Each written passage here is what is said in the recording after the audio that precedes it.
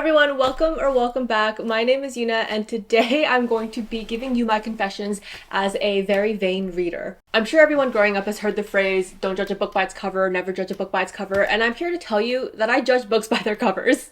I'm absolutely someone who will look at a book, look at its cover art, and use that as sort of a jumping off point to get an idea of what the vibes of the books are like, what the book would be giving me, and whether or not I want to pick it up. Because let's be real, unless you're going into a bookstore or a library already with an idea of which book you're going to pick up, the first thing that's catching your eye, sparking an interest, is going to be what the book looks like. If you see a book cover with a photograph of some guy that looks like Fabio and a beautiful busty lady, then you're like, probably a romance novel. I'm also absolutely someone who will go out of their way to get an edition of a book if I like one version of the cover better. Of course, no matter what the initial interest in a book is, the content is what matters. The book has to be good. I'm not just going to enjoy a book because the cover is pretty if the insides are crap. Now, I have many times been on Pango or been at a bookstore and picked up a book solely because I really liked the cover and was intrigued by the art or the design and decided that that gave me enough confidence to pick it up and see if hopefully I actually enjoy reading the book. So what I'm going to do today is go through some books that I think have beautiful covers and let you know based on a 5-star rating system whether or not I think the cover and the insides match up in terms of how aesthetically pleasing they are and how good the content was. Some of these books I picked up solely because I saw the cover and thought they looked cool and went from there, and some of these books I already knew the author or I knew what the book was about and later decided that I also liked the cover. And if all goes well, this is going to be a sort of soft launch or preview of a series that I want to do on my channel where I pick up books solely based on their covers, don't do any research into the content of the book except just like looking into the author a little bit to make sure that they're okay people. And then I want to do reviews or reading vlogs on those books where I read the books and then let you know if the covers were good indicators of what the book was about / if the book was even good.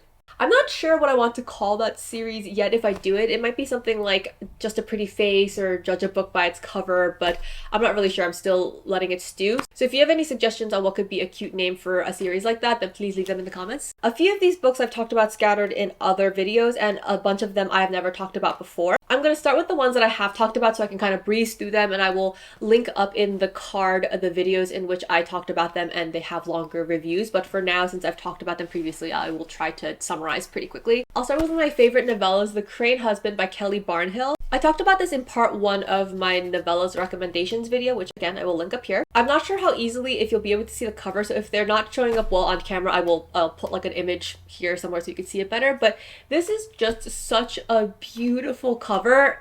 I saw this and I thought it was such a stunning cover. I think I just came across it when I was scrolling through Pango and I had no idea again what it was about, but this one I was just like, yeah, I want to pick it up.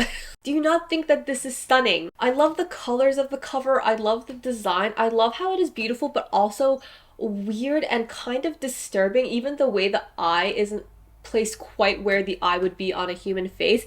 And I think that the cover is really indicative of some of the beautiful but eerie elements in the actual book. So 5 out of 5 for this cover. I give this cover 5 stars. Incredible. I think it is so beautiful and I think it does a really good job of giving you an idea of the vibes and content of the book. So quick summary, this novella is about a teenage girl who lives with her little brother and her mother. Her mother is an artist who loves her children but is a bit absent and not the best caretaker, so the teenage girl ends up doing a lot of the caregiving for her little brother and also making sure her mother is taking care of herself. But one day her mother comes home with a 6-foot-tall crane, and from there things get really weird because her mom is in a relationship with this crane and there's a magical realism element to the book that makes that sort of make sense even though it sounds kind of goofy. This is a retelling of a Japanese story called The Crane Wife, and it is really haunting and atmospheric and weird and heartbreaking. There are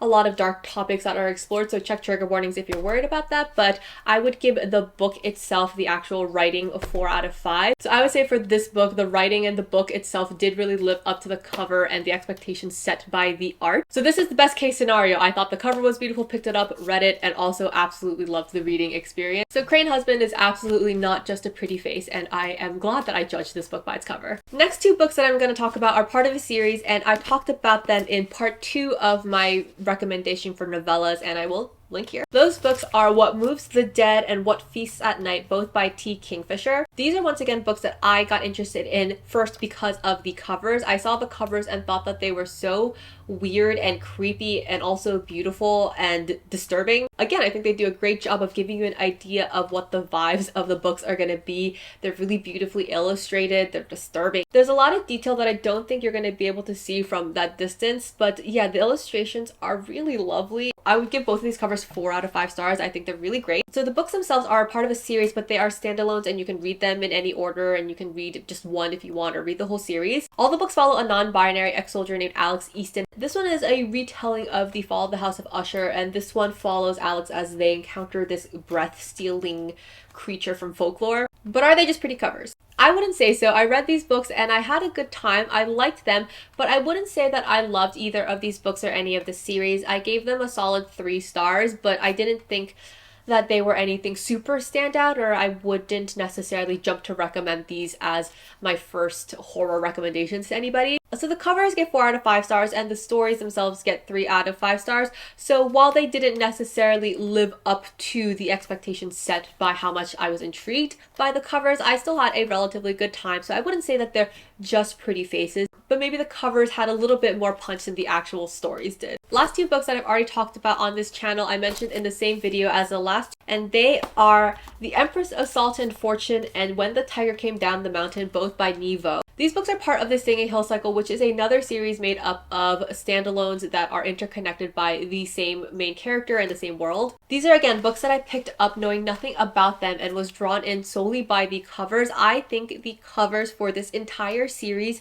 are so beautiful and so beautifully illustrated. I love the stylized nature of the animals. They're so intriguing too because you know that there's some sort of intent behind these covers, but until you read the books you really don't know what they are representing. Unless I'm wrong, they all have some sort of animal motif on the covers that ties in with the story and the content. I think the covers are so clever too because when you first look at them you're just like, this is cool, but why are there these particular animals on this cover? And as you're reading, you're like, oh, this represents this, or this part of the cover is alluding to this part of the story. So I just think that it's really well done. So not only are the covers aesthetically pleasing in terms of the art, they're also very cleverly tied to the inside. So 5 out of 5 stars for both of these covers and honestly all the covers in the series. But once again, what about the stories? This series is set in a fantasy land based off East Asia and follows a non-binary cleric named Cleric Chi as they travel through the land and meet different people and sort of collect different stories. I mentioned in my previous video that this is my favorite one of the series, When the Tiger Came Down the Mountain. In this story, Cleric Chi is traveling with their mammoth riding guide CU when they are hunted and trapped in a building by 3 shape-shifting tigers. In order to stop the tigers from eating them, Cleric Chi tells them the story of this human scholar named Diu and her romance with a shape-shifting tiger named Ho Ti Tao. It's a really cool framing because Cleric Chi is telling the story and at random points the tigers chip in and say actually that's not how the story goes, and they will give their version of the story from the tiger's perspective, from Ho Ti Tao's perspective. So you have this back and forth where you're getting different versions of the story. The love story that's being told is queer because Ho Ti Tao and the scholar Diu are both women, and like I said, it's just such a cool framing where you are exploring whether there is ever one true story or if you can have multiple valid versions of the same story. And I just thought it was such a clever and unique story and not like anything I'd ever read. And The Empress of Salt and Fortune is the first book in the entire series, and here you follow Chi as they meet a handmaiden named Rabbit who tells Chi the story of the Empress of Salt and Fortune and how she came to come to power. And it's a really cool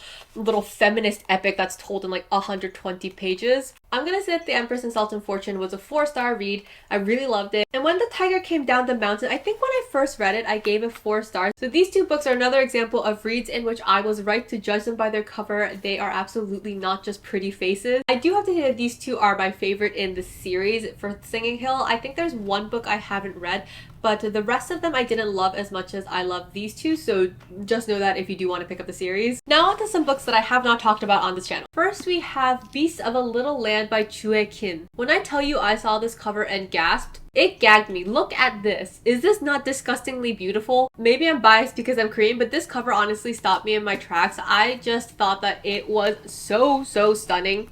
Once again, if you can't see it very well, I'll like put it over here. This cover pulls from traditional Korean art in such a clever way. It's sort of collaged together different scenes from Korean art. We have like this, and the spine also has some aspects of it, and I just love it so much. Not only is it aesthetically pleasing, but I saw it, and for me, especially being someone Korean, I knew immediately what this was going to be about, or at least that it was going to deal with Korea and probably historical Korea in some way. The cover gets an easy 5 out of 5 for me. I think it is spectacular. As the cover may suggest, this is a historical fiction that is set in Korea. It follows a young girl and a young boy during the Japanese occupation. They meet as children and they grow up over the decades. You see how they and their relationship are shaped by things like the occupation, by love, by classism, by poverty. Now, I have to be honest and say that I don't remember this book super well. Like, I remember the overarching plot and broad sweeps of the book, but I don't really remember specifics, and I think that reflects a little bit on how my reading experience was. I thought the book was well written, and I thought it had a lot of rich and well-researched historical details. I mean, I'm not a historian, so maybe they were wrong, but as far as I know, they seemed well-researched. I think, however, for whatever reason, it was lacking some special element or a spark that made it really memorable or stand out to me. So I didn't dislike it by any means, and I think if someone was looking for a historical fiction about Korea, I might still recommend it, but it just didn't leave a huge impression. I give this book 3.5 stars, which means I didn't dislike it by any means. I really liked it actually, and I thought it was a good book, but it's not one that I necessarily loved. And so in this case, I would not say it's just a pretty face. I still think that it is a good book, but I don't think that the contents of the story lived up to the hype that I felt based on how much I loved the cover. Alright, so the next book I don't have physically anymore, and that is Tales of a Monstrous Heart by Jennifer Delaney. This book is one that I did see recommended on someone's page, so I didn't just pick it up based on the cover, but I do think that the book cover was so fun. I would give it 4 out of 5 stars. I don't necessarily think that the cover is very beautiful or necessarily an aesthetic that I am drawn to all the time, but I just thought it was really clever. You can look at the cover and immediately get an idea of what you're in for. You know that the vibes are going to be something gothic, something maybe academic or Jane Eyre, Wuthering Heights-esque, but you also see the claw marks and you know you're going to get something of a creature or monster element, and I think that it builds intrigue just based on the aesthetics of the cover. Now, you might be able to guess how I felt about the actual story based on the fact that I no longer own this book and I have sold it, but I want to put this book in jail. Is it the worst book I've ever read? No, but I had to grit my teeth and I rolled my eyes all the way to the end of this book. This book is about a woman named Catherine Woodrow who is a fae in a world where there is a lot of prejudice against her kind. After this debacle at the Magical Institute where she studies, she ends up in a partnership slash apprenticeship with this dark, mysterious man named Lord Emrys Blackthorn. She goes to live and work with him at his mansion, and the two of them end up getting involved in a bunch of mysteries and murders and magic and shenanigans. I don't remember this book super clearly because honestly I would love to forget it, but man, if I had $1 every time Emrys was described as having these ginormo forearms or the broadest shoulders that have ever passed through a doorway, I would have enough money to buy a special edition copy of Song of Achilles. I might be exaggerating, but I don't even think I am. I think that 8 out of 10 times that this man appeared on page, he was wet. Why was he always wet? He was either damp from a bath or he had come in from the rain, and I'm just like, you live in a mansion. Don't you have a towel? Why don't you ever dry off after a shower? Aside from that, I found a particular element of the author's writing style to be really irritating. She employed incomplete sentences as a way to try to achieve angst or weightiness, and I just thought that it was overdone to the max. For example, so you have an idea of what I'm talking about, this isn't an actual example from the book, I'm making this up off the top of my head, but let's say there's a passage that reads, "He was a part of a beautiful world. A world I couldn't be a part of." A world I couldn't be a part of is an incomplete sentence, right? It's a phrase that refers to the sentence before it, and it would be used as a way to kind of create an impactful moment. But I kid you not, there were so many points in the book where I could open it up and across the spread of pages, every single paragraph would end in an incomplete sentence in that way. Sometimes it would happen in multiple sentences in the same paragraph. Once or twice is fine, but why did she do it so frequently? I just thought that it was overdone so much, and I was rolling my eyes every time I had to read another phrase like that. So yeah, this was a no for me, and I absolutely won't be continuing the series. I think it's part of a trilogy, and first book was enough for me. So while I gave the cover 4 stars, I would actually actually give the contents and the story 2 stars. This for me, honestly, I should not have judged the book by its cover, and it really was just a pretty face in my experience. Moving right along, the next book I have is The Floating World by Axio. I'm going to be talking specifically about this edition. This is the Fairy Loot edition, and I was able to grab it for a really, really good price off of Pango. The cover is so beautiful. I don't know if you'll be able to see it, but there's gold foiling like here and all around. It kind of shimmers when I move it, and it has sprayed edges. Hopefully, again, you can see it. And there is incredible art on the inside. Again, there's this gold foiling, and there's the character here, and the back. Obviously, this isn't the cover. This is like extra art, but still, I think it is stunning. And you see more art here. And actually, the insides of the covers have... can you see that? There's additional art in here. And the actual hardcover has even more art. So this is just, there's so much happening, and I think it is all beautiful. I would give this cover 5 out of 5 stars. And once again, there might be a little bit of bias coming in because I'm Korean. And it is just always so heartwarming to me to be able to see aspects of my culture reflected in a book or a book cover, because I feel like I grew up and it wasn't always really easy for me to find stuff like that. It just warms my heart, and I get really excited seeing stuff like that. So this cover absolutely gets 5 stars for me. This book I did know about before seeing the cover. I know Axio. I have another one of her books, The Girl Who Fell Beneath the Sea, I think it's called, and I like that book. So this book is about 2 characters, Sunho and Ren. Sunho is an ex-soldier with amnesia who is from the underworld, which is a land of ever darkness. Sunho woke up 2 years ago with no memory of anything about himself other than his name, and while he used to be a soldier, now he is more of a mercenary who takes on odd jobs. And Ren is this happy-go-lucky traveling acrobatic who travels with her troupe, which is actually her adopted family, and they go from village to village performing. At one of these villages, her family is attacked by this demon, and Ren uses a power that she has been keeping hidden, in which she can control light. She can control the silver light, and she uses it to kill the demon. Unfortunately, her uncle is wounded, and she has to travel to try to find a way to save him. Meanwhile, Sunho has taken on this really lucrative job that dictates that he needs to find and hunt down a girl who has the power to wield silver light, which is obviously Ren. Now, I'm always on the hunt for a well-written, elegant, moving fantasy book that is based on, or at least uses elements of Korean folklore and mythology. Unfortunately, I'm still on the hunt for such a book because The Floating World I ended up not really liking. I really wanted to love this book, but I thought that it was actually pretty poorly developed. I think that it lacked any building tension or believable stakes, and it was really predictable. It's strange because both The Girl Who Fell Beneath the Sea and The Floating World are YA books, but I just thought that The Floating World, for whatever reason, really read as a lot more juvenile. And I'm not saying juvenile in a way to offend the book, I just think that it felt like it read much younger, or like it was written for a much younger audience. I think this is supposed to be a duology, but it did not spark for me, unfortunately, any interest in continuing the series. So while it really breaks my heart, I would say that this is another example of a book in which the excitement that I felt at the cover was not matched by the excitement I felt reading the actual book. I'd probably give this book 2.5 stars. So unfortunately, again, this is a book in which judging it by its cover did not pay off for me. The last 2 books I want to talk about are part of a duology, and they are What the River Knows and What the Library Hides by Isabel Ibanez. These are the Owl Crate editions, which again I was able to get off Pango for a really good price, and I think that they are so stunning. The spines are also really cool. I hope you can see them. I'm like trying to move them so they catch the light. They both have really cool sprayed edges. And if I take the dust covers off, look at this. They have these gold foiled hieroglyphic covers, and I just freaking love them. What is that? That's so beautiful. And these are the backs. They also have art on the inside bookends. Love that. Ta-da! And the insides of the dust covers also have art.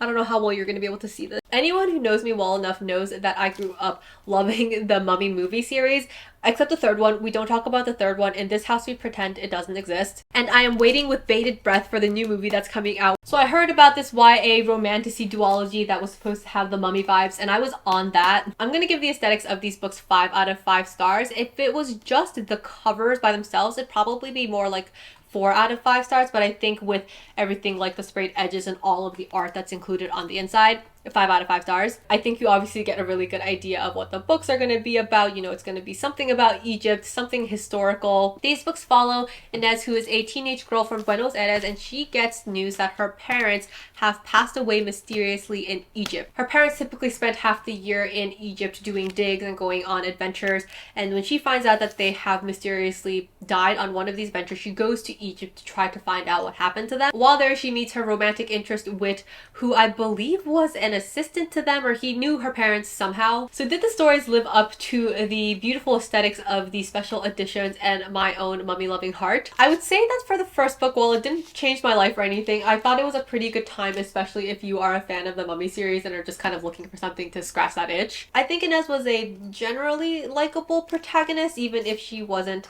super memorable. Her relationship with Wit was interesting enough. I was curious to see how it would develop in the second book, and it ended on a really interesting cliffhanger. I did think that the pacing was really weird. The stakes suddenly ramped up really quickly at the end, and I thought that Wit had really really on the nose and not subtle characterization. I don't know how many times this book tells you directly that he is a man of many faces and he is a stone wall that's hard to reach. It was so many times that eventually I was like, I get it, I get it, I get it. The second book, however, was an absolute mess. After the first book, I was curious to see what happened with Inez and Wit, but the plot was all over the place. The characterizations continue to be a really annoying mix of heavy-handed but vague, and Inez was annoyingly naive in this book to the point that I was just like, I need to grab this girl's shoulders and shake her. Without giving away any specific spoilers, I will say that it felt like the author was just absolutely determined to squeeze in as many character betrayals and plot twists as possible in this book, but they weren't anchored in anything substantial, so they felt meaningless. It just kept happening and I was like, all right, again. I was honestly rushing through the second book so I could finish the duology and just move on with my life. For the first book, I would give an okay 3 stars, and the second book I would give a disappointed 2 stars, which averages the whole series out at 2.5 stars. So unfortunately, while I had high hopes again for this duology, it ended up being another example where judging the books by their covers did not do me any favors, and unfortunately I do feel like these books lean towards being pretty faces that didn't really live up to the covers. That brings us to the end of my pile. I hope that you guys enjoyed this sort of framing for book reviews, because if you are like me and you enjoy getting pretty books and enjoy seeing works of art on your bookshelf that are just as pretty on the outside as they are on the inside, then maybe this is something that would interest you. It's just a slightly different twist on the traditional book reviews that I do that incorporates, again, my own personal taste and enjoyment of types of book covers. So I hope that you enjoyed this enough to kind of keep up with the series as it develops. Who knows how long it'll be. Maybe I'll just do a couple videos and end it at that, or it'll be something that's more long running. But I will be doing a reading vlog this month that is going to incorporate 3 books that I picked up based solely on their covers. I talked about them in my April TBR, but they are all books that I picked up solely based on their covers and I don't know anything about, so I will be reading them and coming back with reviews and telling you whether or not I think they, again, lived up to the hype that I felt based on their covers. Let me know what books you have in your collection or on your TBR that you think have just the most beautiful, stunning, or interesting or cleverly done designs for their book covers. Like I said, I love picking up books that are aesthetically pleasing, so I would love to look them up. Or if you have any books that you think have really ugly covers or covers that you don't enjoy but are really well written, then also let me know what those are. As always, thank you again for being here. Happy reading, and I will see you in the next one. Bye!